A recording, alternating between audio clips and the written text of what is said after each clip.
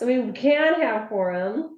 So we'll call to order at 6:04 with quorum, which is fantastic. And we have a public comment period. Zaylee, so you know, I have a public here. Oh wait, how do we? Where? There we go. Hi, Jim. So Jim's here, and did you want to make a comment? You're good. No, I'm good. He's good. Okay. All right, great. So then we do have this really packed day, so I really just need to like just stay focused and crush through some stuff. And so does anyone have anything they would like to add to the agenda? Hoping not. Okay, good. Okay, can we review and approve the minutes from February 8th? Those were distributed.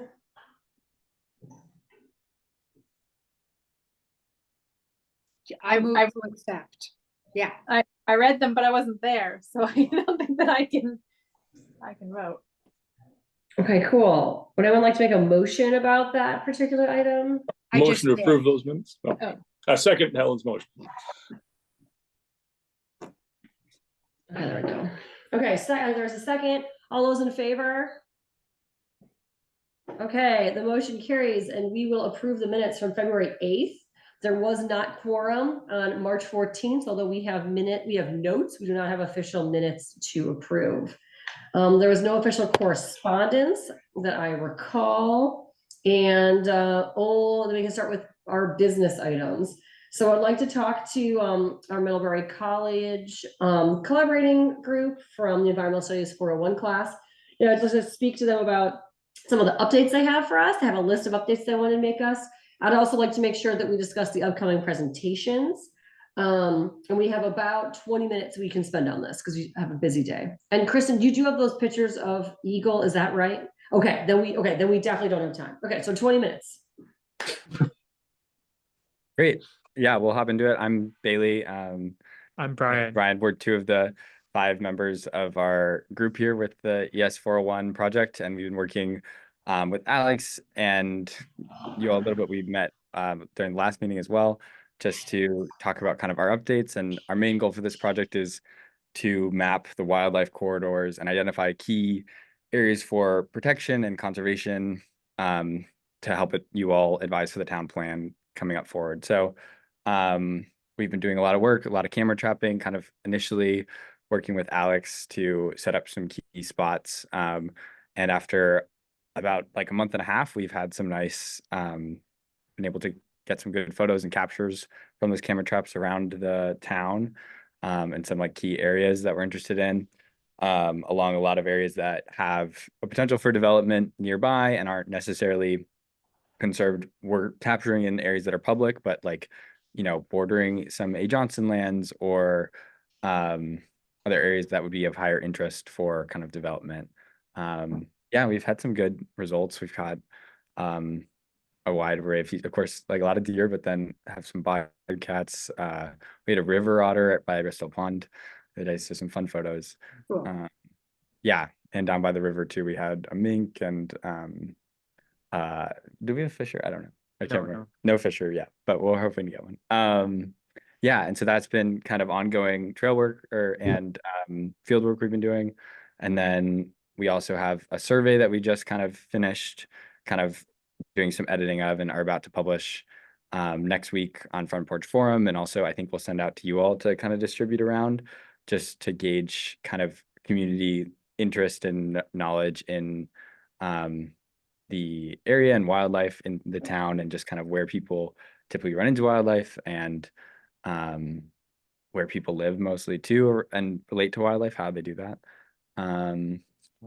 Yeah, and then we also have like along with that the report we're writing for you all, which also includes a lot of mapping and kind of some GIS work to kind of identify and represent the wildlife corridors and the key areas that are kind of that we want to advocate for preservation. So we've been working a lot on that. And then we have the public facing side we worked with Alex and as well of like having a pamphlet and kind of an online story map as well of just recommendations for homeowners around how to interact with wildlife and ways to, maintain habitat on their own land and some information too potentially about land easements and options too, if like homeowners or landowners themselves want to get more involved and like search out some other protections. So we've kind of just continued to work on that, and yeah, things have been moving along well. It's been exciting that we've had some successful camera trapping, that is, in the field, and yeah, excited about the survey part too. Yeah. I think it's also interesting, like, that we got like a few like indicator species, Mhm. like the minks, otters, and the bobcats, even in like these areas which are like bordering like transition boundaries from like disturbed lands to like cover forested land. So that was pretty cool. Mhm. That's awesome. Yeah. And then, you said you wanted to did you have anything you wanted to show us at this time? I had this email from you that said you had the following things you wanted to tell us about.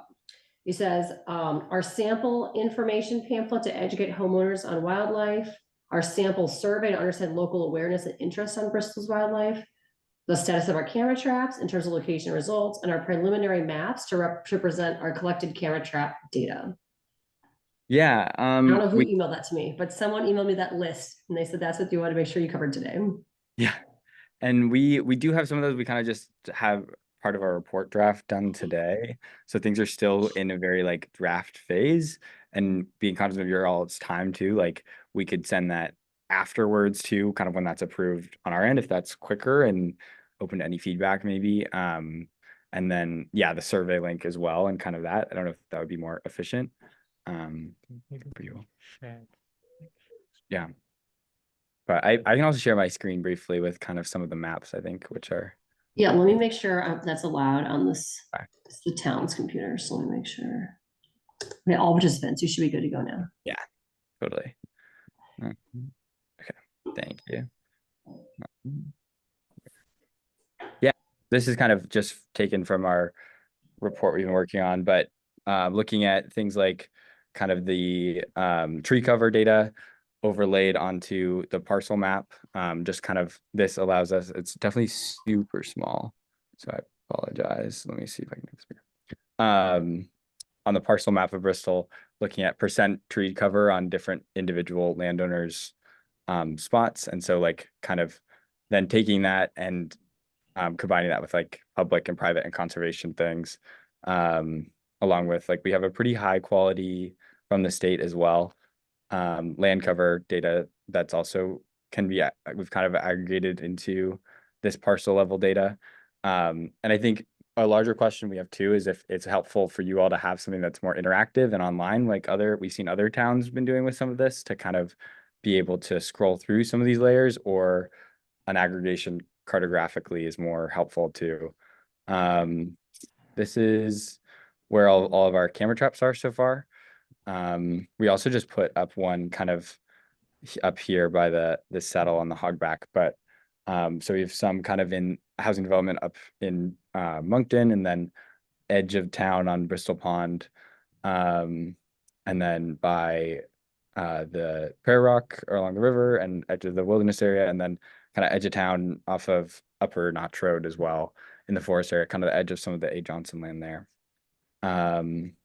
Yeah, and then this is also kind of like an early draft of, I think, what bringing all this together will look like. We took the like track surveys that Sophie did for you all earlier, and kind of have those here along with the land parcels of people of ownership along those lines. So like the land parcels in red are along the high priority road crossings here, and then also highlighted some of the A. Johnson land that isn't zoned for conservation, and kind of the darker brown that is also along some of these contour lines. So kind of trying to overlay ownership and conservation and the data we're gathering in the field as well. It's kind of the overarching goal. Very cool. Any questions or like thoughts? I mean, yeah, definitely open to any sorts of feedback. I think just the one note. I think probably staying out of listing particular landowners and so by name and so on like that would probably be just good for everybody's privacy and personal property rights. But what you've got, yeah, is as far as the general like gist of it all, that this is awesome and really, really super interesting information, and is going to be hugely helpful to us. Mhm. Yeah, and I think if you all too find it helpful to like have some of that data on the back end too, and then to maybe contact landowners, that's also something we could think about. And then have like for the presentational kind of more synthesized materials for the zoning board, kind of a more broad proposal. Yeah. Well, because it's public record, whether it's conserved or not, but I do see your point of like, it's weird to call specific owners out, so we're gonna be careful with that. Yeah, I think just like it could look, like looking at this particular map that we're looking at right now, it would be easy for particular landowners to feel kind of singled out in this, and I think that we should be cognizant of their feelings around that. But obviously, as you say, it's public record and so on, so it's not like I'm open to other feelings about that for sure. What you brought up, Billy, about having like interactiveness and in these maps, I think that would be that's I don't know how you're totally out of my world there, so I don't know like how much of a pain that sort of thing is to accomplish, but I bet that would be just having like perused the, like for instance the Cornwall maps that we were looking at the other day, like it seems so user friendly and so well, I guess user friendly is the word I'm looking for there. That could be super helpful if it's something that you guys are able to pull off. Totally. I think it's doable as well, because it is pretty easy to take it from what we're working in. I mean, I threw this kind of together quickly where you kind of can scroll through, and then, I mean, it's really an early test of it, but like you come from just the Google image to like having the track lines or track survey that Sophie did on this map that you can then like zoom into as well. And then, land cover as well. So I think doing something like that where you could scroll through or like turn off and on layers, similar to like what Moncton has done as well. And this is also with a consulting group, so it's a little bit the higher end, but the college does have access to a lot of these online tools, which is fun. That's awesome. Yes, I'm wondering, Bailey, if you could elaborate a little bit more when I heard Cornwall, I heard Moncton, surrounding towns. So you're communicating with them, and they've got some of their own work going on that we know a little bit about, but the intersection for that. And then second, Bristol's somewhat unique in that we are butting up against the national forest and the mountains. And so I didn't hear bear in any of your game cam photos, but anyway, there's three parts of that to respond to. Yeah, I think those are really good points. For the Moncton and Cornwall, I think we kind of ran into these through other conversations with people at the college. The Cornwall project is one that another professor in the geography department has been like working on out of his professional time, and then also pointed us to like the Moncton kind of this page they have as well, because they're kind of doing some of the similar work at the same time, and I actually have like mapped some areas that are within Bristol, which is interesting. And so that's kind of just happened through connecting with other people. And then bears, I think we're hoping to like have that. I mean, we just put another camera up. Yeah, maybe because like it's still like the hibernation period. Like maybe bears have not waken up or something. Yeah, because we only set up the camera traps in early March till now. So maybe later there will be bears, but hopefully we see some. Well, Front Porch Forum might be observing them before your cameras do.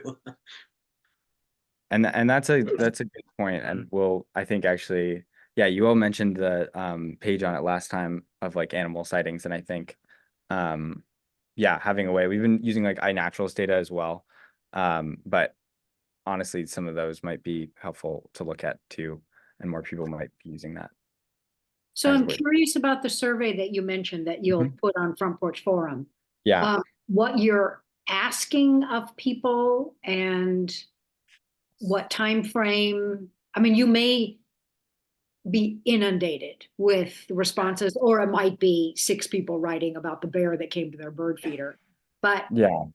are you interested in just this year? I just want to protect you from getting way too many responses, as well as getting the kind of information you want. It sounds like you want specific locations so that you can put those on the map, correct? It's more general than that. I kind of misspoke. I was trying to pull up in the background, but wasn't loading. We've streamlined it a lot, and kind of the main questions are just trying to ask people within the past year what animals you've seen around your property. And because we're doing this from a scientific background, there's a control question as well of like which animal doesn't live in Vermont, and we have photos of different animals, and then one is an elk. Spoiler alert. And then what wildlife have you seen around your home in the last year? Listing common wildlife here along with the section for other, and then we kind of after that just ask a like multiple choice matrix about your people's feelings and concern about wildlife and conservation in the town and habitat, just to kind of get a gauge on that. And then all of those have an optional section for people to elaborate. And I think the nice thing is with some of that like checkbox data, the more responses we get, the better. But could be, I think, and then hopefully too, we have a lot of space too for people to respond with their own feedback and information about our upcoming meeting as well, where they can come in public as well too. So it sounds like, Brian and Billy, that essentially you're shooting for certain feedback, but you could end up with more, a broader sort of scope. For instance, I hear these owls. I have not seen the owls. And then I'm told that there's a woodcock that is not too far away. Have not seen that, but according to the app, so there's going to be there could be, if you wanted to have an extra question, to get more information, which may be helpful down the line, but not germane to your specific focus. Yeah. And I think we're definitely going to narrow it down to like what we're confident people saw and they're somewhat confident to, as well, to be more conservative. But I think regardless, everything we're doing, the idea is to share with you all too, to kind of continue forward with too. Yeah. Great. And then speaking of sharing, I'd really like to discuss while we have you, just for a few minutes, what you envision that presentation day being like. We can offer you anywhere from 20 to 90 minutes, so whatever it is you want to do, so I want to see what you think and what we are able to support, and we can kind of go from there. So what were you envisioning we could do for that? And would you be advertising that? And, would we have posters, or do you want us to do, what can we do? And what do you want?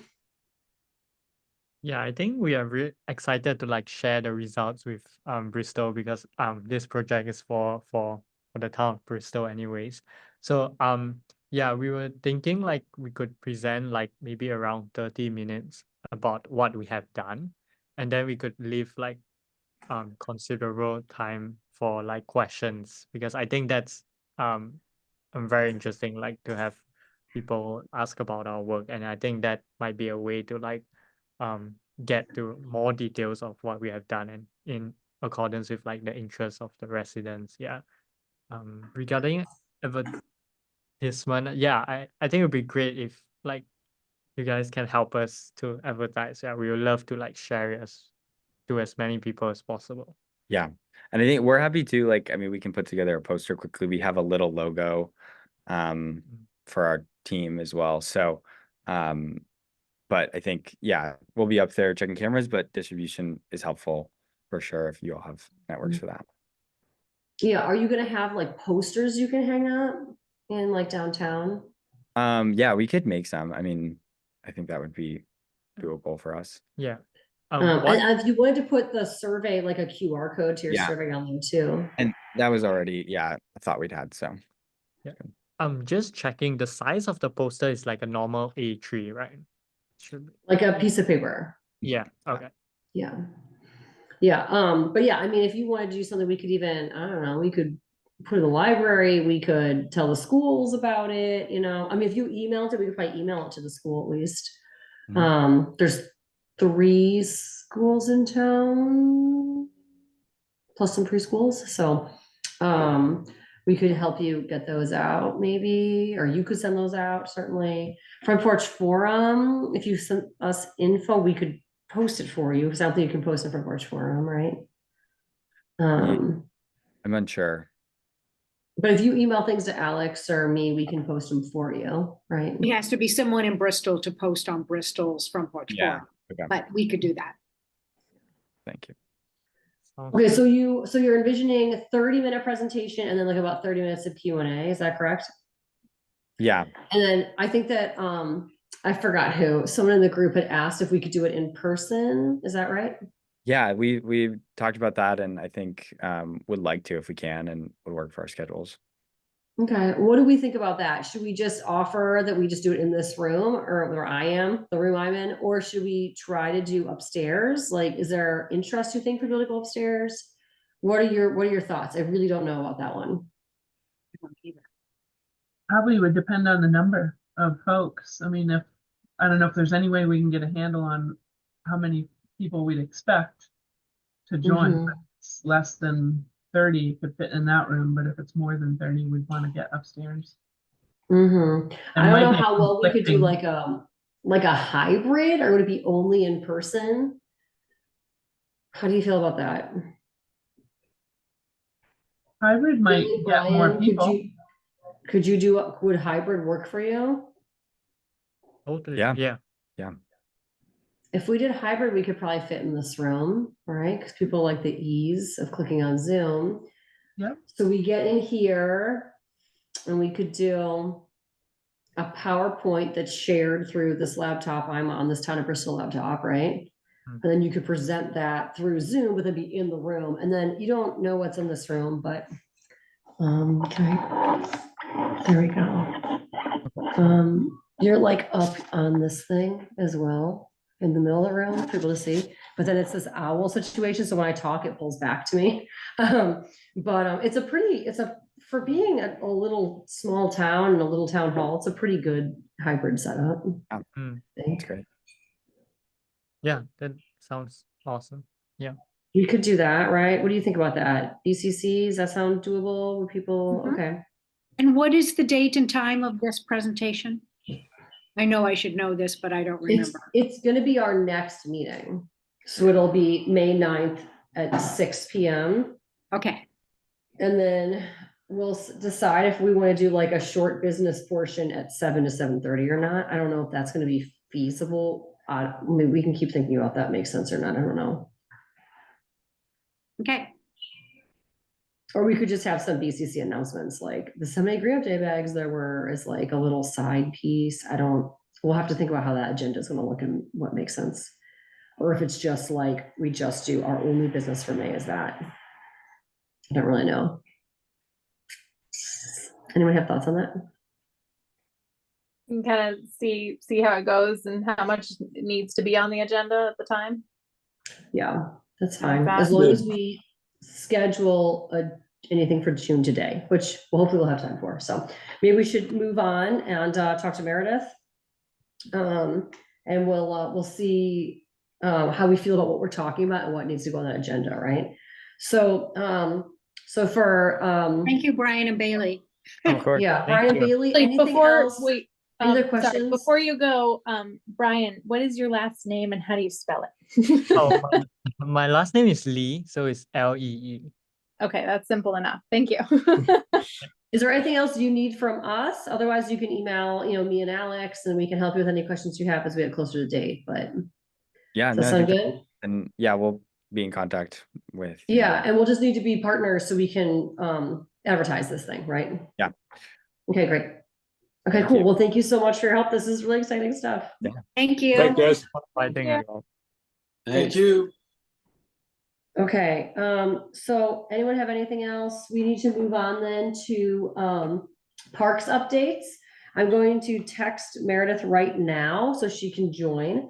And then we can also be talking about things to get ready. Yeah, who said I something? got a really quick thing to interject there, Carolyn, just before we get totally off the Yeah, subject. totally. One thing I wanted to say to you guys, as you may be wondering why we have sites that are outside the town of Bristol. The reason for that is that we're a little bit limited on where we're able to do camera trap research there. So those are in either larger systems, landforms that form corridors that are on the line, as in the Notch Road area there, where we have permission to trap that's just on the Lincoln side of the line, but it's the same corridor basically, or a couple of habitat types that we have access to trapping in that are replicated within the town of Bristol that we don't have access to trapping in. So if you're wondering what the heck we're doing with cameras in Moncton for this whole project, that's that's the answer to that question. Yeah, that's helpful. I was wondering about that. Thank you, Alex. Yeah. It's just something like Bristol Pond is like right on the line, for instance, but Right. where the real the corridor is sort of a greater thing, but where we can actually get cameras is on the Moncton side of the line. And there's a few things like that. The Notch Road's the same thing. Like we have permission to trap. We have a permit from the National Forest, but not from the private landowner. So it's all the same ridge that is Yep. the funnel really is like a 150-yard wide ridge, and we have permission on the Lincoln side of it. But I still felt like it was pertinent information because it's the same. It's all the same corridor really. We're talking about feet difference. And then the Moncton, the farther north Moncton one, we kind of wanted to have a camera in a development. Yep. That had these thin strips of timber connecting property areas. And we just had a very convenient spot there that we didn't have access to, though there are several developments of very similar sizes and shapes in Bristol, but we had access to that one, and it felt like that was replicatable data that could be used when we're talking about like that sort of type of subdivision and what goes on there. It felt useful and pertinent to this project. Yep. That makes sense. And Alex, I just want to say thank you. And you've done so much work with these guys. And I was seeing all these so much emails. fun. It's like having a lot of fun, which is awesome. It's a blast.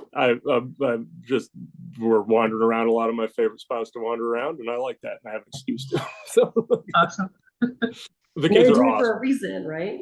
Yeah, right. They're putting a lot of work into this. The students are. And I've been just beyond fired up about that. That's been a blast. Yeah, I haven't even seen I have to have like an AI logo and team name, and they're all proud of Bristol. So cool. Frighteningly legit. So cool. Well, thank you for doing that. And then I'm excited to see the presentation, and it'll be really fun to see what they're up to. I mean, it's just so exciting to see it, but also like I also want the data too to be like, okay, and now what? What's the next step? So that is the question. Yeah.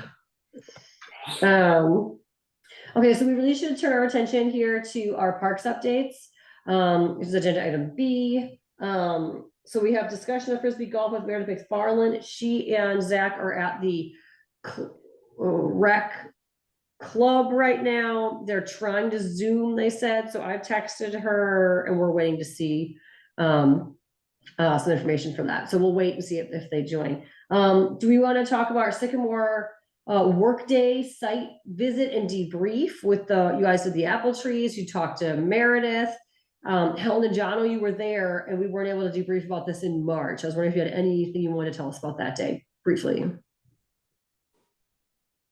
Helen, you could start. We walked around with Meredith, partly with the intent of figuring out whether no-mow made any sense there and how to make it work. But in the process, ended up spending a fair amount of time talking about the edge of the lawn versus forest / Japanese knotweed. And so she got pretty fired up about trying to control the knotweed, trying to limit the progression of knotweed into the lawn. And she was going to talk to the people who did the landscaping about what they could do. And Jono, you can fill in because you were more heavily invested in that part of the conversation than I was. Sure. So there was a couple of different ways to approach it, but One was to take a brush hog, go in on the perimeter where there tends to be the knotweed and other brush, and try and keep that at bay by going in whatever. I mean, they might have a 4 foot, or excuse me, 5 foot brush hog. It's hard to know what the dimensions were. We didn't have that information, but that would be the first step, and go around the whole perimeter of the park, and particularly when and where they could get out towards the river, because those are rather narrow swaths, and it just kind of canopies in there. Um, and then the idea of the mowing section was from the edge to the width of their mower, which I'm going to guess is probably somewhere, and again, maybe 4 to 5 feet wide, which would allow 2 or more people to walk abreast around the perimeter of the park. So that's the way we left it. And then looking at Meredith's email, finally hearing back from the landscape outfit, what it seems like is they're going to brush hog the perimeter, and sort of approach the no mow May aspect at the entrance to the park, which is oddly, I think, in reverse of what I think would be better, because it makes a little bit more sense if you're going to have some open lawn that's going to be cut, maybe do it there, because that's the entrance to the park and it's a smaller amount. But nonetheless, they were going to leave sections of lawn in the center there uncut. But further back in the park, as I understood the email, they were going to cut that. And probably in their mind, that's just easy to do. So if anybody did want to have a picnic or something back there, there's not just trails. There would be a big open section pretty much in that area where the apple trees are, which is the most wide open spot. And potentially, I would say to the left where the river is before it kind of hits that confluence. So that's my understanding of where things are at this point. It'd be interesting for Meredith to, further define that. So I think that's a good place to start. We have achieved 2 things: trying to keep the knotweed at bay, and if anything, maybe there's a plan once it's cut down, not only just to do it once a year, but to maybe maintain it throughout the season, particularly up through to, I'd say, July, because it tends to do most of its growing and having the effect up to about that point. I think less so August on, and then having a fair amount in paths that are going to be mowed, but then there will be sections that are going to be cut completely down in the bigger areas in the back of the park, is the way I think I understood it. Yeah, I think we need to hear from Meredith about what she learned from the landscaping people and what their thoughts are. I mean, all we know is that they are suggesting that the front section, but how big is a section, it is the no mow zone for May. And then they'll start mowing it in May, but I don't know what they're talking about. So that's kind of vague. Let's make sure that we get those no-mow signs out so people understand why there's a spot there, and maybe get some front porch forum posts to explain, like, this is what's happening in the front of the park, but the back of the park is still open. We could help that out. Would that be something that one of you would be able to do, since you're excited about no-mow May stuff? Well, Nancy has the signs, or did Oh, the that's signs right. last time. But yeah, I'm happy to post something on Front Porch Forum. That'd be Like great. a Yeah. couple times in May, twice in May, maybe. Perfect. Yeah. And then we'll get Nancy to put some signs in there. So briefly, just to finish up, as far as the apple trees, the smaller ones, I'll call it the mini grove, I guess. Helen and I were there, and we proceeded to go ahead and start pruning those. It was a much easier job from the first go around, and I know Helen put in a good chunk of time, and then I stayed a little bit longer. So those are more or less all done. One thing I did not do was have time, because I ran out of daylight, to pick up the branches from the cut. So that would be a follow-up. And then second, there's 2 larger apple trees that, again, with running out of daylight and quite honestly not keeping up with what I intended to do, was to get back there, prune the larger apple trees. I don't think that's going to be, I should be able to still fit that in maybe within this month. The fact that it's later than what would typically be the case is, I don't think it's going to have an impact. Yeah. So that's where the apple tree summation is. Cool, thank you for doing that work and everything. Yeah, that's great.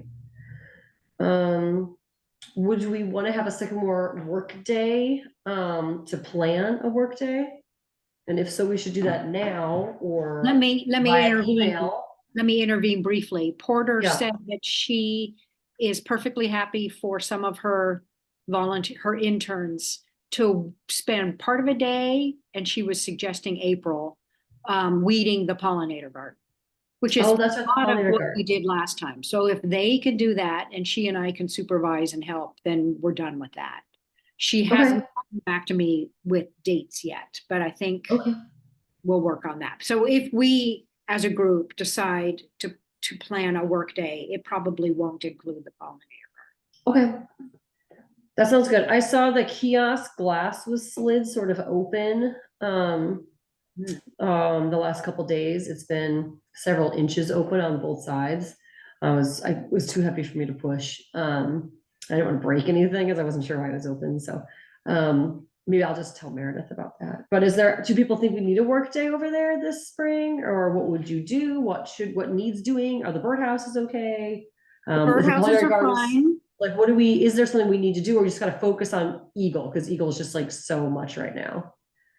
Could I What are your thoughts suggest on that once Helen Porter and the interns take a look at the pollinator garden, that maybe Helen might sort of do a quick walk around and say, there's a couple things that occurred to her.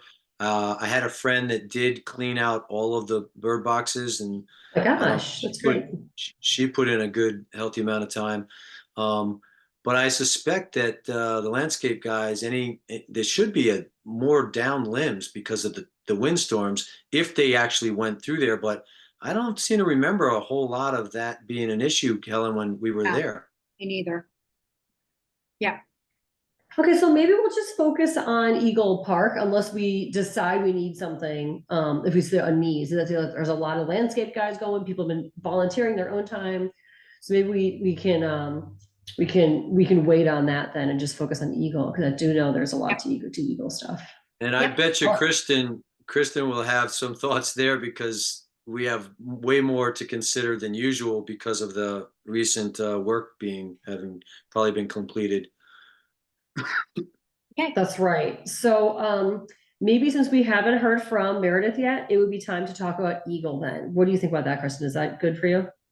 Sure, I can just share my screen real quick. I think you should be able to. And just to remind everyone, Eagle Park, the garden has been, there was a lot of construction there, and so now we have to think about what kind of garden we'll be putting back in, and what to do. And so we're gonna try to make a plan for how we might envision a garden and fixing it. Unlike normal years, we just sort of tidy things. This year is a bigger deal.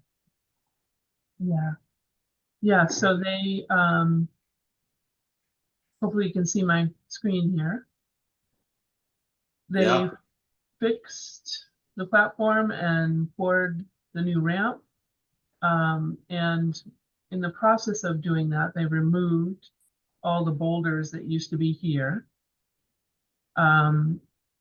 These boulders are all still intact, and they replaced the boulders around the kiosk.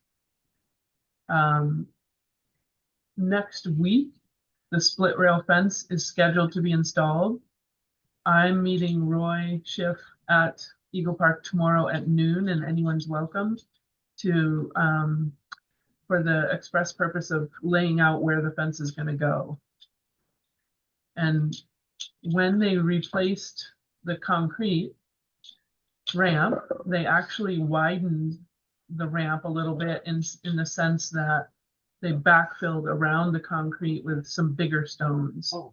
So it used to be that the perennial garden reached all the way down almost to the concrete.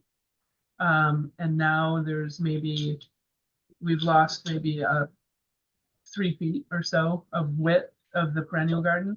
And then if the split rail fence encroaches a little bit on the perennial garden, we're basically shrinking the width of this perennial garden by, I don't know, 5 feet maybe. I was there today. They reshaped the land surface there and spread a mulch to control erosion. Not grass seed, but like a hay mulch. And the perennials are poking up through. Wow. So they're very hardy. At least the irises are starting to poke up through. So I think we're going to have some remnants of a perennial garden here coming up in the next week or two. And then I just had the thought, if we're going to need, if someone's going to need to access the ramp to maintain it in future years, we may want to think about moving the pollinator garden over to maybe these rocks. This, of course, is what it looked like before. This is now wider, and so we only have about maybe 2/3 of the original width of the perennial garden remaining, because they've taken up a little bit of space with the boulder fill. Yep. And it all looks great, and it's going to be much more functional as a ramp to the platform, but we might want to consider instead moving some perennials over to this part of the park, or not. We may just want to maintain what we've got in that one spot and know that it's going to be smaller than it was in the past. So that's my thoughts, and I'm open to suggestions. Those photos are really helpful. I'm glad you have them. The fact that they've widened it, it was always hard to maintain that steep slope in terms of removing knotweed, but not removing perennials. And it was it was lovely, but sloppy. And now we don't have to worry about it, Right. which is kind of nice. Yeah. The other thing I forgot to there will mention be is- all sorts of stuff that ends up growing in and amongst those boulders, though. Yeah, there already are some clumps of perennials like mixed in here that are starting to take root. But So we should decide if we want to transplant those onto the level top part, or let that boulder section become vegetated. yeah, and the split rail is going to go in about here. Yeah. Split rail fence. And my other thought was maybe dig up all the perennials from here and just make this grass. Might be easier to maintain, or maybe that's too much trouble because these perennials are going to pop through. And Yeah, we could just let it go, let it be what it's going to be. let it be. Not even talk about it as a perennial garden. It's just a garden. It's just stuff that's there, but we're not going to. Officially. Yeah. I mean, we do Wasn't have wasn't there a whole bunch more to replant that was stored down in the back? Sorry to interrupt, Helen. Yeah, that's what I was mentioning. I wonder what % of those survived. My suspicion is not very many, but maybe. I don't think very many. I did take a quick look today, and I'll look more closely tomorrow. Our intention at the time was they would only be down there for about a week or two, and then we'd immediately replant them. But then they overwintered, and we didn't really protect them when they overwintered. So I don't think there's going to be much to salvage. Right. So if you could take a look at them and get an idea how many we need to do something with, we could always transport them to Sycamore Park. We totally could. Yep. And all those pots are Jono's, and I suspect he wants them back, right? That would be nice. Yeah. Okay. Let's just remember where they came from. Kristen, I'm wondering about some site history here. why was that garden put in? And then functionally, if we didn't do anything with it, would it be mowed on that strip? Are we going to be edging around the split rail fence? Like what, I'm just thinking pragmatically, like how do we maintain this, or why was that spot chosen in the first place? Was it because of maintenance? When you say it's a narrower strip now, but it's flat, that could be nice for a garden if it's saving people mowing around there. So I was just wondering what you thought about those ideas. Yeah, I'm not entirely remembering the history. It was donated by spacing the name, the nursery that's at the Rocky Dale. Rocky Dale Nursery, thank you. They donated the materials and the labor and the design. They actually laid the design out for that perennial garden originally. And Pete Domenico was instrumental in getting that volunteer labor. I think it was just to have a nice setting for the platform. Yeah, and it was really beautiful. It was. Yeah, for sure. And it would be difficult, like if we just decided this was all going to be grass, then someone would have to weed whack it probably, or push mow it, and we'd have to talk to the landscapers about that, but it might add to their workload, particularly if it needs to be weed whacked rather than mowed. And what's that on there now is mulch, did you say? It's like a straw mulch just to control erosion, but Are there seeds in it though? Like not like hay, right? I don't believe so. No. Okay.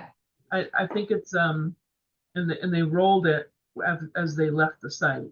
They kind of shaped that area and rolled it because they were all their heavy equipment was back and forth over this whole perennial garden to lay this stone and maintain the slab. So we're gonna just have to see, I think, what survived and what pops up through the soil. If there's a split rail fence put up, that's going to require probably some weed whacking around the base of the posts and a lot more maneuvering. Or mulching. Well, we always put mulch around the boulders before, and that seemed okay, right? It would be mulch around the split rail fence. Yep. Yeah. That's So right now it's mulch, and they're gonna put the fence in, then there'll be mulch around the fence, and we could maneuver in there and just do our same thing we've always done, only the plants are mostly dead. Is that what I'm hearing? Well, to be seen, remains to be seen. Okay. There's a few of them poking up through, so they're pretty hardy, apparently. Yeah, let's give it at least a season and see what happens. Yep. Should we do something? Should we ask Rockydale, for example, if they would have maybe end of, I don't know when people, I'm so bad at garden stuff. So maybe like, is there like a season people buy things at the end of the season? Could they donate things that no one bought or something? Would that be something we could ask them about? Are there things we could plant from seed that we could put there that are perennial? The one thing we do have is there was, when Pete Domenico passed, there was a call for donations to a fund in his memory. And those funds are still being held. They amount to about close to $4,000, and they're being held in an account dedicated to the fund by the Addison County Riverwatch Collaborative. Nice. And so my thought would be, we see how these plants survive, understand if there are holes or gaps that need filling with new plants, and then ask the kind of ad hoc committee that formed around the Pete Memorial, and that includes people like Dave Sharp and Dave Henderson and others, if they think it would be a suitable use of those funds to kind of tidy up the garden. Like, yeah, that's lovely. But if that is going to be trampled by vehicles that might need to access the sidewalk, I'd hate to invest money only to have it be destroyed. Right. That's a good thought. Well, how long was the garden there before, right? How long has that garden been there, do you think? About 10 years, 2013. Okay. It's also possible to get donations of plants for sure. People are Yeah. always splitting their bulbs, and especially in the Yep. fall. Yep. Yeah. We can make a Right. call for that on Front Porch Forum or something. Yep. I bet Rockydale would be receptive too. They're great folks. They actually helped Yeah. us out by letting us access behind their property to hang a couple cameras for our mapping Nice. project. They're Excellent. good folks. Okay, cool. Okay, so Um, for now, in terms of action, then, do we want to do anything, or are we just No. waiting? Like, are we No, I gonna think we should schedule? just wait. I think we Okay. should, that's my opinion. I think we Yep. should just, Okay, that's fine then. Because So we're not gonna schedule any work days this meeting, which we were planning on scheduling a handful. Now we're going to 0, but I'm okay with that, so make sure we all agree. I'm getting some thumbs up. Okay. how about a late What are the May thumbs? or early June workday to be scheduled if we need it at this spot with like mulch, I'm thinking. yeah, Yeah. Okay. No, I So think we maybe have- schedule the official day on maybe we can do official, we can email to schedule that and then send a Front Porch Forum post about for people to join if they want and publicly announce we'll be doing that. Does that sound okay with Yeah. everyone? That Okay, so sounds if good. we do that, we'll decide that by email and then we'll inform the public. Yeah.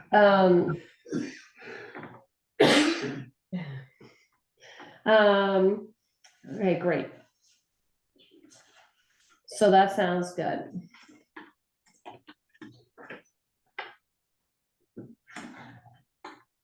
Okay, great. I don't know if we're going to have Meredith come on. So I think that at this point, we should move on. If we don't hear from her at time at the end, maybe we could at least talk about her PowerPoint that she sent us. But it feels weird to talk about it without them, because I don't think they intended for us to look at their PowerPoint without them narrating it. So I want to be the spirit of what they wanted. So maybe we'll just table that for now. Does that sound good with everyone? So we'll table the Frisbee golf thing. I have two brief parks points as well, if we're not. Oh, great. Yeah, Parks Points. Yeah. One is that the accessibility kickoff meeting is tomorrow, and I think a few of us are on that email and are probably going to attend, just to let folks know. And then finally, we've had a request from the Addison County River Watch Collaborative folks. If they could, they're designing some riparian plantings at rivers along the Middlebury River, but also along the Lemon Fair River. And they're in need of willow cuttings. And these are just 1 to 2 foot long chunks of willow that you stick in the ground and they sprout and start to create new willow plants. And they asked if they could take those cuttings from the willow plants at the Saunders River access.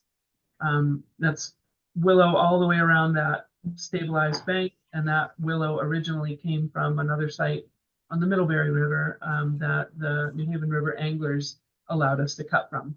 So I told them I would make the request in front of this group, and personally, I don't see any issues with it. And cutting the willow trees on Saunders will not harm the Saunders willow trees, and it's a way to kind of pay it forward to another restoration planting site. Well, yeah, it'll make the willows more vigorous at Saunders. That too. It'll actually help them. Yeah. Mm-hmm. If that Sounds requires, Win-win. if that requires a vote, I'm all in favor. And if they need more, I have some on my property. Okay, I can let them know. Okay. I don't know if Folks have that needs a, Folks think does that that's need a okay? vote? It doesn't need a vote, does it? I think that's just fine, right? Okay, I can let them mean- know. Thank you. Okay, great. Where are we now? Okay, so we're gonna officially table the Frisbee golf thing. Okay, anything we want to talk about with No Mow May? Anything else to talk about that? We've already talked a little bit about the front part of Sycamore Park. Nancy, I have a note to email Nancy and tell her to put signs out. We'll have signs we'll be handing out at Green Up Day if people want them. At least that was the plan we'd made a while ago. I wish Nancy was here to finalize that, but I'll ask her about that. I'll ask her in the same email if she's going to come to Green Up Day and hand signs out. And then, is that everything for that? For No Mow May? Are we good there? Okay. Okay, great. And we'll just send out someone, maybe Helen, Nancy, send out emails about like, remember, it's No Mow May and all that. Great. Okay, Green Up Day is May 4th. We're doing, Meredith's gonna help host a box out on the porch like we've done a few times now. So we can collect things, and then we're going to be doing the table on the green. It's May 4th on Saturday, and so I'll do, I forgot what I said, 8 to noon or something, passing bags out on the day of, and then also, there'll be bags available the week before. I'll be dropping bags and gloves off at BES. They requested, in the past, they've said they provide their own gloves. This year, we got those from Green Up Day, as well as extra prizes for more kids, because those were lacking. So we were able to get a whole bunch of goodies for them, like pencils and stickers and stuff. So we'll be doing that, giving them way more gloves than usual. And yeah, sort of just the normal thing. There's a lot of trash out there this year. Sycamore's really gross. I was just out there, like worse than usual from flooding, I think. We've had so many floods since last Green Up Day. Over the summer, in December, January, I mean, we've just had, there's sand all over that park in places that are unusual. And so I think we just had a lot of stuff float in there. So I'm hopeful I can ship people over there when they come up to the table and be like, it'd be great. Go to that beautiful park and get that out of there. So anyhow, but yeah, focusing on the parks and the roadside litter and stuff. Thoughts on Green Up Day? Anyone planning to sit out at the table with me? Just I'll let come me by. know. I'll come. Okay. Thanks. Okay, cool. So yeah, we'll I'll get a table from Meredith and in Holly Hall and carry it across the street and put it out there. And maybe I'll email like ahead of time and be like, hey, like it's this week, who's gonna help? Or maybe do shifts or something. People want to come for a couple hours or something, that'd be great. Does that sound okay with everyone? Any other thoughts about Green Up Day?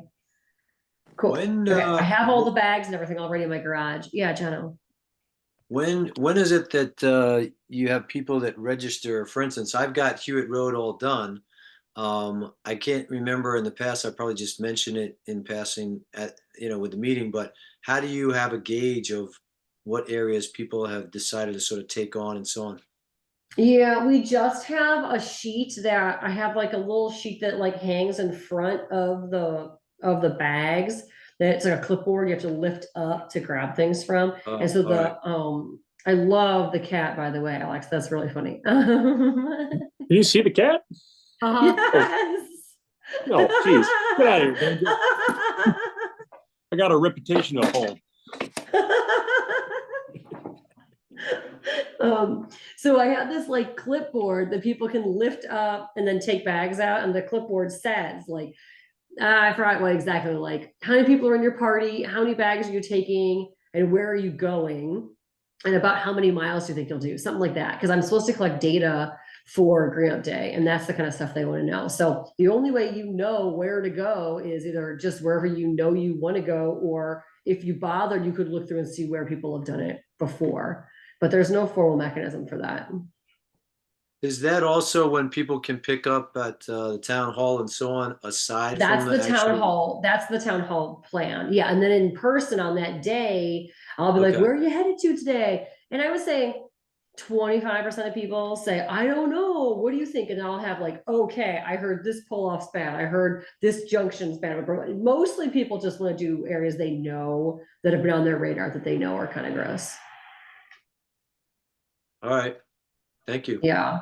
I've tried to think of more formal ways to do. I think Green Up Day would like us to be more formal. There's ways they want us to use social media and like kind of like call areas and plot the town. And I just didn't know if we were up for that. And so I haven't gone down dealing with that. Also, unfortunately, I think there's a lot of like a lack of consistency with some of that through Green Up Day. So I don't want to start teaching everyone in town this is our new system and then have a new system 2 years later. And it's just, that's frustrating. And so I just want to make sure we're really careful with our messaging to make sure it's very consistent and very clear, so people feel comfortable to volunteer and not throw in like, oh yeah, there's this app, and be like, well, what app, and how do I just want to why give people an excuse not to help? So I'm just trying to make it very clean and very easy for people to seems grab a to bag me and help. that it's worked very well for very, very many years, that Mhm. people who are driving along and see lots of filled green bags probably drive a little further before they start collecting trash. So by the Yeah. end of it, the roadsides are pretty clean.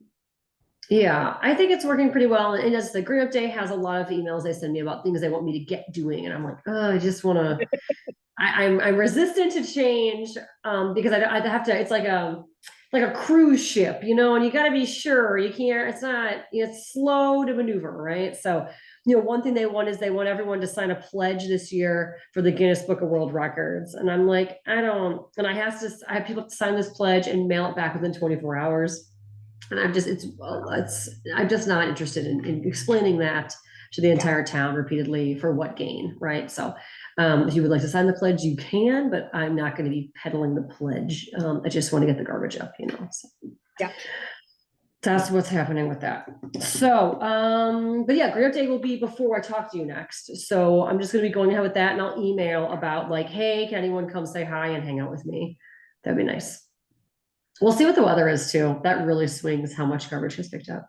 Yeah. Okay. The vulnerability mapping index was something that John wanted to talk about, and he isn't here again 2 months in a row, so he was not able to talk about that. So I guess we can continue to defer that or drop that from the agenda until he asks to put it on. Yep. Conservation Commission membership, we have a vacancy for 1 member. We changed the website to say there was a vacancy, and I believe there must have been a mix-up when we posted some other edits, and that was reinstated that Noel was on the list. So that's now been taken off again, and now it should reflect that there's a vacancy on there. So technological glitch there that was included, I believe. All right, and now I'd like to talk about some new business. No, yeah, please go for it. Interject just briefly. I think Jim Puglino, I'm not sure if I remember, he mentioned was checking He's right with me there. today. He's right in the room. Oh, I do see him. Did I pronounce his name correctly? Well, so I'm not sure if the meeting got posted on Front Porch Forum. Is that accurate? Oh, you're muted, Smiths. Yes. It did, but it was late. Yeah, it's on the Front Porch Forum. Yeah, so apparently it didn't, Jim was something that didn't go out until today, just to make sure that goes out earlier, and the clerk didn't post it either, apparently. So just to make sure we're I sent that to the clerk on Monday, and it was the eclipse and things were a little zany. So but the last couple months, Jim's noticed that hasn't been going out within 48 hours, just to make sure. And I'll talk to the town clerk and make sure that that's getting posted appropriately as well. Okay, I didn't realize it had to be 48 hours earlier. Yeah, there was some concern about that. So okay, all good. Okay, cool. So are we good for new business items? Okay, new business items. I want to talk to you about budget. We've talked about the budget a lot, but we often don't have numbers for the budget. We finally have a new treasurer.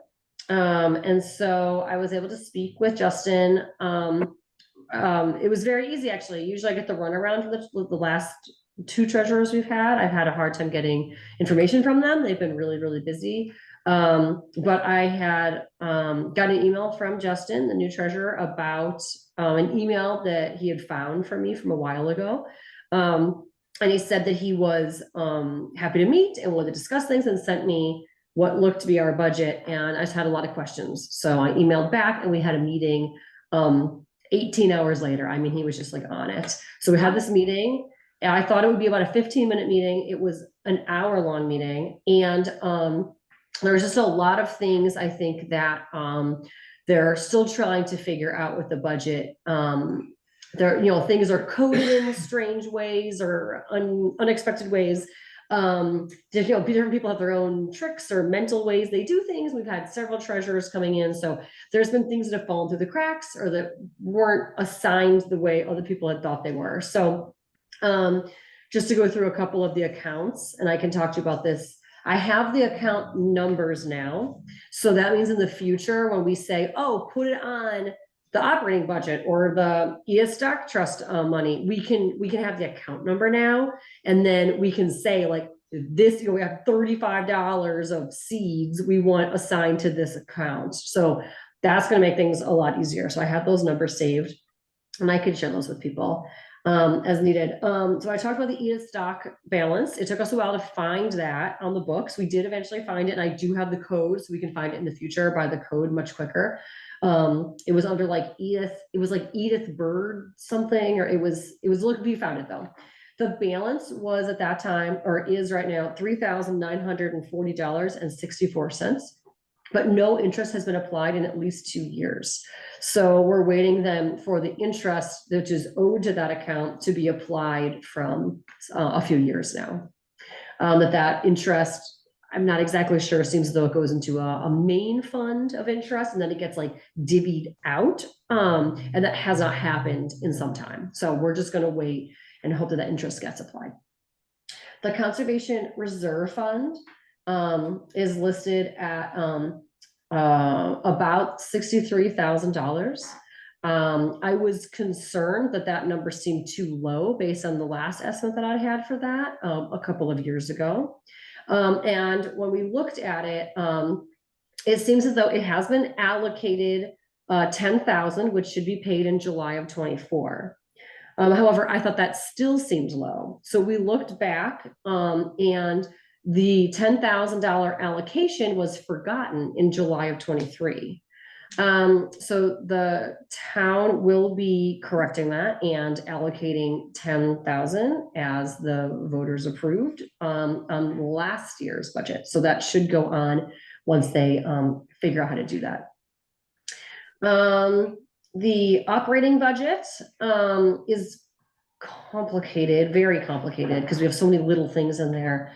It looks like we had been allocated $350 for, I don't know how far back. I went through many town reports. It looks like we were allocated $350 for a long time, and that it changed to $200 according to the town report 2 years ago. We were never notified about that. I looked into the TA reports and the minutes of the select board, and I couldn't find any reference to it. And in fact, budget season of the year when it was switched does not have any posted minutes or TA reports. So I don't know when they changed it. I don't even know if they did change it, because it turns out the treasurer's office has for a decade been allocating $300 to our operating budget, which is neither of those amounts. So that is something that I'm going to be continuing to talk to them about. And what I think is important to do is just talk to the select board at some point before budget season, maybe in the fall. And once we figure some of these loose ends out, and just say, we really need the $300 back, because it seems like there was some confusion over whether or not we were using our budget or not, because things were being allocated in other places. So for example, there's a $50 auto pay from Green Up Day on our account that's been paid for 10 years.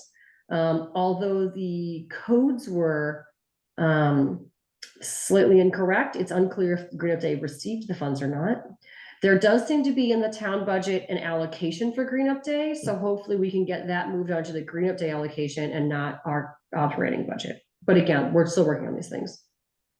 We are supposed to, or we like to support the AVCC, the Association of Vermont Conservation Commissions, and that has a dues every year of $50.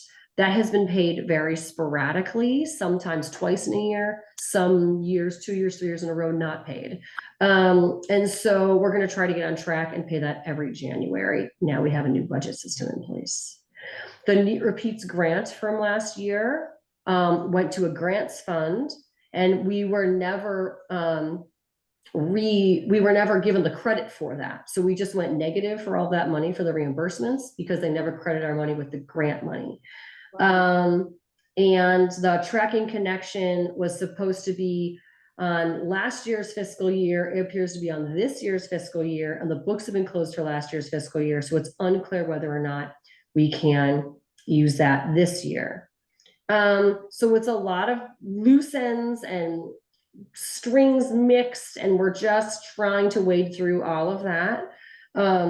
I'm hopeful that Justin already in like 1 hour has given us so much more insight on what's happening with the budgets. They're very small budgets. I'm sure the town doesn't really care. But it does seem important to try to sort of sort it out at least somewhat so that we have some clarity and that we know how much we can spend going forward. I know that we talk about it and we say, oh yeah, we've spent this much on this year. We try to be really fiscally responsible and try to spend just 300 each year and things or whatever.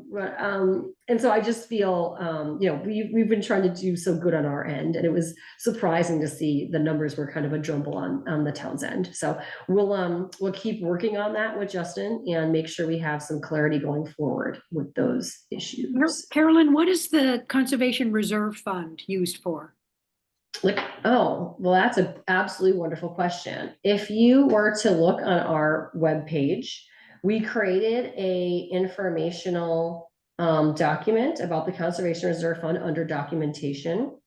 The Conservation Reserve Fund is a fund that is used by the select board. It was approved by the voters of the town, and where there's an annual appropriation of $10,000 to be used by the select board for the purpose of, and I have it right here, land acquisition, conservation easements, and or interest in property that achieve the Bristol Town Plan's conservation objectives. Kristen and I pulled together some numbers to put this document together. We explained the history of it, some of the things we've used it for over the history of having this fund, and then determine some of the ways that we've been able to leverage these funds, and determined that for every dollar spent on the Conservation Reserve Fund, the town has been able to leverage $11 in grant monies from the state and federal agencies, as well as private and corporate donors. So it's really, really good return on money, and it's something that's only been used, when we're dealing with land acquisition, conservation easements, and other property interests, not bird boxes and stuff, or education, like just strictly for land uses. Okay. So yeah, and we have a list of different uses that we've used those funds for on that PDF on our webpage, which has been so useful to have. So yeah. Carolyn, that Yes. is a phenomenal report. That's amazing to have all that information, and it almost makes me feel like we should have a sort of a slight treasurer's role, just because to capture all of that would be a great starting point. I was almost positive that I remembered. Let's go back, I don't know, 6 some odd years when first becoming a member of the commission. I thought I recalled a budget of $400. Kristen, you have such great historical memory. Does that anywhere ring true? It may have been way back, but over the years, I think it's been reduced a little bit as we, in a year where we don't spend all of it, the select board might come back to us and say, would you mind if we reduced your operating budget by a certain amount when they're doing budget season, Yeah. So I think if we talk to them, we explain, and Justin was very clear that he thought that we were, because if the select board, like you said, they may make it smaller on years we don't use it, but we have been using it. But now it seems that there's this threads that are missing, right? Like people are just miscommunicating, and the numbers are different documents. So he said that he would go with us to a select board meeting and make the case that this is, if this was what the select board decided, it was based on errors on the town's side, not on a lack of us using the funds, and that he wholeheartedly supported us going back to our original amount because that was an error the treasurer's office had made, and that he thought that we should have the full operating budget, especially if we're paying $50 for the AVCC dues, $50 to green update. That's only $100 operating budget at that point. So and again, there may be a green update allocation as well. I didn't have a chance to look that up before the meeting. But we were still trying to figure out where should these go, and things are just coded in unexpected ways, I think, in the system. It's just such a complicated beast, Could you give a quick recounting of the total with that add-in of the 10,000 that got lost for that 1 year? So once the 10,000 that was lost is in, and once the 10,000 comes in July, on July 1st of 2024, we should have $83,857 and $57.24. So about $84,000 should be in there in July of 2024. And that's an interest-bearing fund? I don't know about that. The only interest-bearing fund that I discussed with him was the A. Johnson Memorial Fund Trust that we have, where the interest pays for trees. And I have that. That is in I have a statement for that one, actually. That's at the North Branch Bank, and that is getting interest, so that we can use the interest to buy trees. But I don't know about this Conservation Reserve Fund. Boy, it really should be. That's a good chunk of change. And even putting it into a CD for the last, starting it was 5.5% for a CD. But anyway. Yeah, I think one of the would be ideas nice with to this know. money. Yeah, I hear that. I think that one of the ideas with this chunk was, is we want to be flexible to use when a property goes for sale, right? That we need to be able to pivot and say, like, we have the money up front that we can, pull in other donors with. It's hard if that money is locked, like in a CD, for example, maybe a high yield. No, it wouldn't be locked. It wouldn't be locked at all. In fact, what would happen is you'd pay a penalty, which would go against the interest that you are accruing. So there's no really loss. That money really is more liquid, and more than likely you're not going to probably purchase a property on a regular annual basis. So you might as well be accruing interest when and where you can. Right. I think some of the Eagle Park work has used a little bit of this funding recently. Is that right, Kristen? Yeah, there has been discussion in recent years that the Conservation Reserve Fund will be tapped in order to make up the amount of the cost for Eagle Park repairs that is not being reimbursed by FEMA. And it could be a significant amount. I've been needing to reach out to Valerie now that most of the steps of that reconstruction are complete, so that we have a sense for if we need to, how much of the CRF we need to use for that. And you can see on that list, there has been Eagle Park Fishing Platform has been used as one for that before. Yeah, the original construction was funded in part by the Conservation Reserve Fund. But when you start thinking about leveraging funds, right, like how much is FEMA putting in for that platform versus how much with the Conservation Reserve Fund, it's a small percent. Exactly.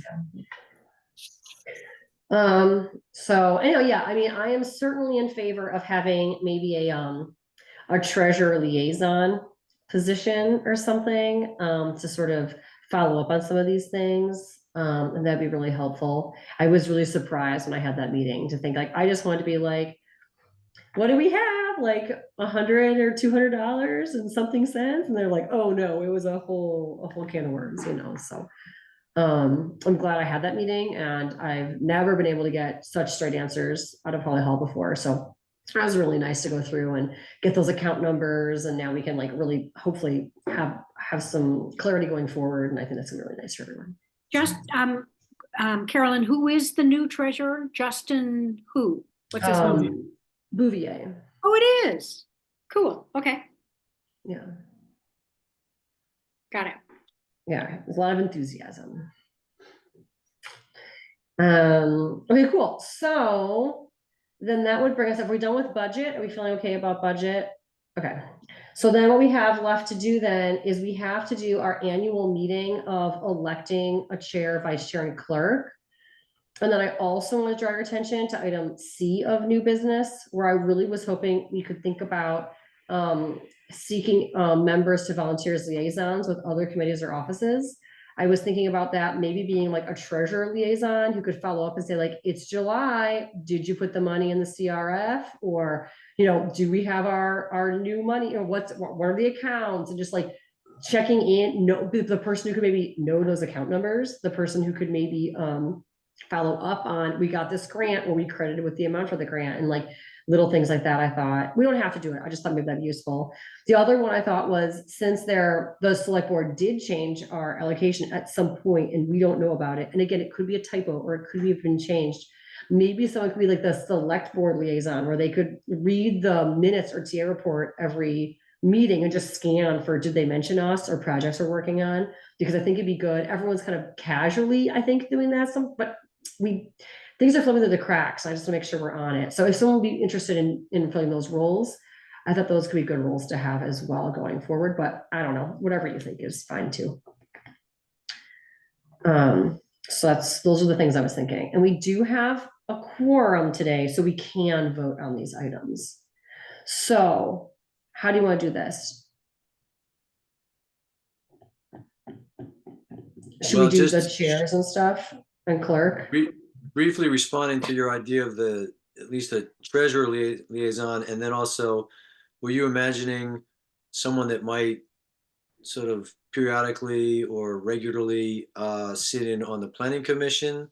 Or how when you say other committees? and Yeah, I don't offices? know. Yeah, I'm just spitballing. Okay. I don't know. I was just surprised that we had the treasurer thing was just so messy. And then I was also surprised that, looking through all these reports from the select board and thinking like, when did they cut our money? When did they talk about us? And I'm just going through years and I'm just like trying to search all the minutes and be like, when did they cut our stuff? When did they change? And I couldn't find anything, but it seemed like a really bad way to do that, by like trying to look through years all at once, trying to like control find in a PDF. And it was like, if someone had just been cognizant of what the select board was doing, maybe we could have had more conversation with them, or maybe they never changed it. I was just a thought I had. I don't know.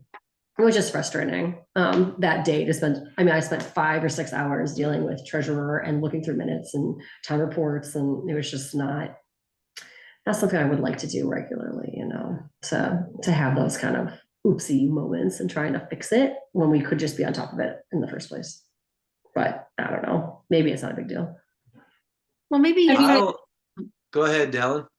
maybe that's something that the new treasurer will do. They'll know that there should be budgeted $350 to the Bristol Conservation Commission, and when it comes up in a select board meeting and it's changed, he'll notify us. I don't know. It seems to me that any changes, the committees that are affected need to be notified, as opposed to every committee has to have a representative looking at the notes of every meeting to see how they were affected. Yeah.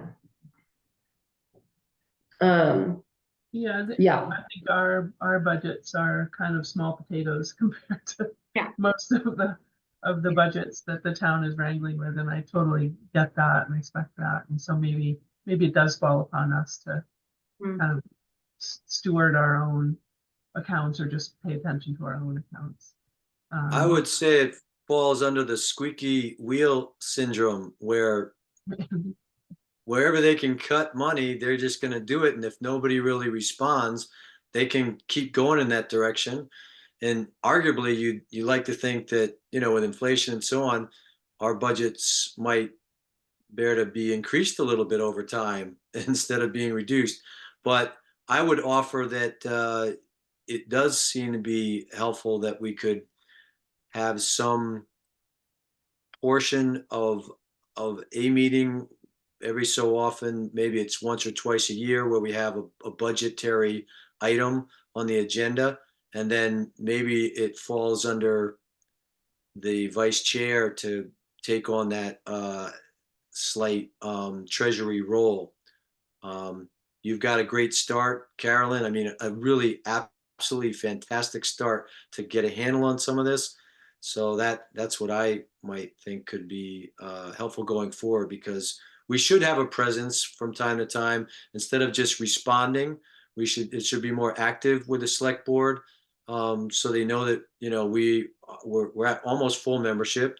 We accomplished quite a bit, and we serve the town, I think, more than adequately, and we should be funded to the fullest support that they would provide. Carolyn, Oh, yes, just a suggestion, each select board member is assigned to one of the commissions as a liaison. oh, So you really? should find out who yours is. I'm not sure who it is right now, but it might be me or Jessica. And then Thank you, you Jim. report to her, and she can bring it up at the select board meeting. That sounds lovely. Okay, great. Well, I'm gonna do that. I'll put on my list of things to do, find out who our select board liaison is, and then, Wow. It was, It's either Jessica or Carol- Michelle Cruz, whichever. one. Carolyn, it would be in the minutes from one meeting ago or 2 meetings ago, whenever they did their elections. Huh, Okay, it would be I on the remember, elections one. I remember the table, I just don't remember offhand who was appointed to us.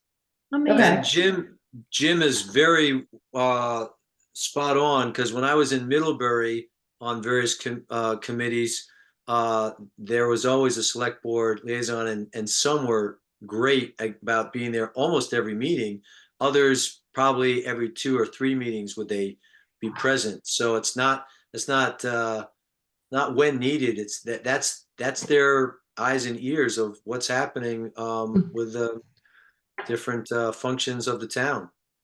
You know, we could find out who our liaison is and invite them to a meeting and tell them what we've been working on and Sure. find out if there's any questions they have for us, and who knows, right? Show them that we have information on our webpage if they need it, you know?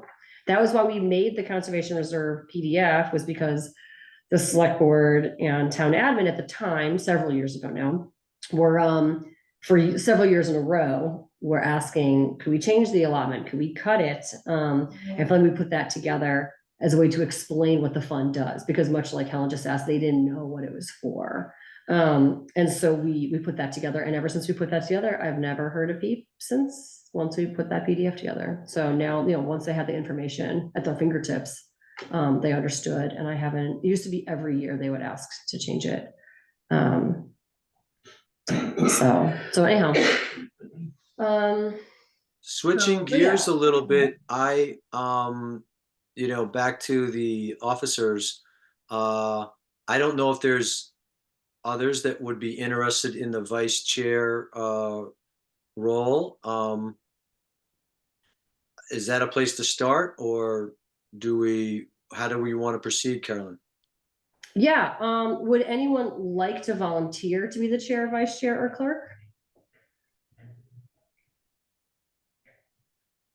I'm happy to continue as clerk. I know I haven't been amazing in the last couple months, but always room for improvement, right? I think you're doing great. If anyone else wants to take it over, I'm also very happy to step aside. Are you the clerk? Yes. You volunteered me to be clerk. You nominated me originally. You're the secretary. Following in Zaley's footsteps, if there are no others that are immediately interested in the vice chair role, I would continue with that.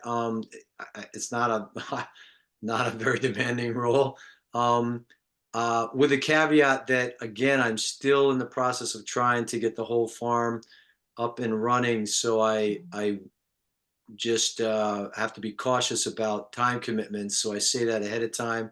But I have been a treasurer in 2 organizations in the past. I have no accounting background, but I would be a little bit willing to meet with was it Joel? Justin Bouvier. Justin. And then maybe see if there might be a way that we can have a document that could be building on what Carolyn's meeting has established. Yeah, that'd be great. And Maybe in then- a couple months, wait for some of these things to shake out that I've pointed out. Hey, Yeah. what about this? What about this? Right? Wait for some of those Sure. to come out and then have another meeting. That would be great. Yeah. Well, that's And like a pretty then- big platform to run on right there. It's gonna be And hard then to turn that Carolyn, down. I have to say, I think you do an absolutely tremendous job. I have been on other committees in the past, and I really highly respect and enjoy the way that you put the meetings together and keep track of everything. So I feel I think we would all be honored if you would consider another year, but I also want to be respectful of your young family. And by the way, I need to respond to Mike. This is out of order, but Mike has done a beautiful job in stepping in on the school board. So, so your family is I hear doing that a lot. a great service to the town. Thank you. Thank you. Okay, well, I can accept that nomination if no one else wants to be chair. Does anyone else want to be chair? I didn't. God bless you, Carol. Okay, fine. Okay, well, then. And that can be- Zaley, I'll be clerk. Okay. You've been doing it for several years. Let's have that one move around. Cool. Great. And I'm Cool. happy Thank you, to fill Helen. in for you anytime. Okay. Thank you. Okay, that sounds wonderful. All right, Oh, so should the we do one this? constraint I have. The software on my computer is very limited, and I remembered, maybe I can figure this out. I couldn't save Word documents as PDFs. You don't I need do it to. all. I do it all on Google Docs. So Right. I can run you through that, but I do it all on Google Docs. No, I I can- I open Carolyn's agenda as a doc and entirely email it to the town and to all of you guys all through Google Docs. I don't Okay. have Microsoft Word. So maybe Yeah. separately, Zaley, just we could talk and you could let me know what my responsibilities are. Absolutely. Okay. Cool. Thank you. And then Jono, I could email you a whole bunch of list of information I have about the treasurer stuff too, with the account numbers and things if you wanted. That would be fabulous. Okay, cool. So we should probably officially do this. So, I guess, does anyone want to make a motion about the chair officially? Yes, I move that Carolyn Dash be named chair of the Bristol Conservation Commission next year. Okay, Second. is there a second? All right. And then all those in favor? Aye. Okay, so Aye. then Carolyn Dash is the chair of the Conservation Commission. So I have a motion about the vice chair. A motion that John will be the John vice chair. Okay, we've got a first, we have a second. I second. Okay, Helen can second. All those in favor of Jono being the vice chair? Okay. The yeses have it. So then Jono is gonna be the vice chair. That motion carries. And then I have a motion about the clerk. I'll make a motion that Helen Young. Good job, Zaley. Okay, and then is there a second for that motion? I would be happy to second that. Okay, Jono's a second, and then all those in favor of Helen being the clerk? Not the, oh yeah. One Aye. more person, there we go, one more person, there we go, good. Okay, then Helen will be the clerk, that motion also carries. Okay, so thank you for doing all that. We're going to, in terms of liaisons, we're gonna roll the treasurer liaison into the sole duty of the vice chair, plus backing up on random emails. And then there's an official chair. So we don't have a treasurer position on our bylaws. So that'll just be a liaison goal of that chair, of that seat. And then we'll think about a select board liaison. Maybe we'll just ask who their liaison is with us, right? And- Kristen, do you and want anything to add? I'm willing to be that. I mean, I have kind of served in that role in the past anyway, as we have Okay.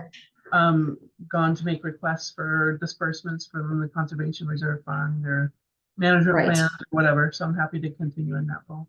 That would Great. be wonderful. Do you think Yes. as the new unofficial select board liaison, would you do you think we should invite them to come over maybe in like early fall, late summer or something like that? Whoever that person is. to Their talk to them. liaison to us, you mean? Someone is a liaison on the select board to us. Maybe we should invite them Right. in. Would that be okay with you? Yeah. That makes sense. Okay, Yeah. cool. Okay, and then we have upcoming events, and I do think we should talk about upcoming events.